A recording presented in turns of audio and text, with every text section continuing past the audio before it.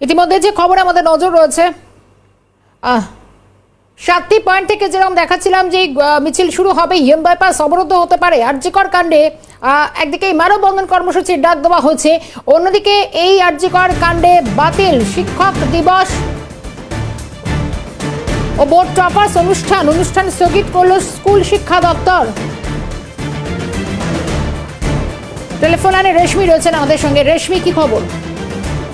দেখো, রাজ্য জুড়েই প্রতিবাদের আবহ এবং আরজিকর কাণ্ডের বিচার চেয়ে জুনিয়র চিকিৎসক থেকে সাধারণ মানুষ পথে নেমেছে। মনে করা হচ্ছে এই আবহে শিক্ষক দিবসের যে অনুষ্ঠান হওয়ার কথা ছিল স্কুল শিক্ষা দপ্তরের তরফ থেকে, এটি হওয়ার কথা ছিল বিশ্ব বাংলা মেলা প্রাঙ্গণে, সেই শিক্ষক দিবসের অনুষ্ঠান বাতিল করা হলো। ইতিমধ্যে এই একটি নোটিশ জারি করা হয়েছে স্কুল শিক্ষা দপ্তরের তরফ থেকে।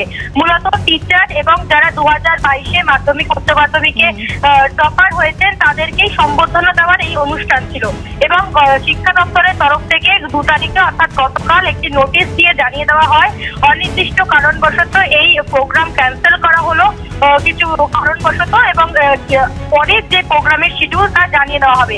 এবং মনে করা হচ্ছে রাজ্য জুড়ে যে ঘটনা প্রবাহ চলছে, যে প্রতিবাদের ঝড় উঠেছে এবং চারিদিকে যে আন্দোলন প্রতিবাদ, তার জন্যই কিন্তু শিক্ষক দিবসের যে অনুষ্ঠান বিশ্ব বাংলা মেলা প্রাঙ্গণে হওয়ার কথা ছিল আগামী 5 তারিখ অর্থাৎ শিক্ষক দিবসের দিন 5 সেপ্টেম্বর, সেই প্রোগ্রাম বাতিল করা হলো। শর্মিষ্ঠা। রেশমি, ধন্যবাদ জানাই। সঙ্গে ছিলেন রেশমি দাস।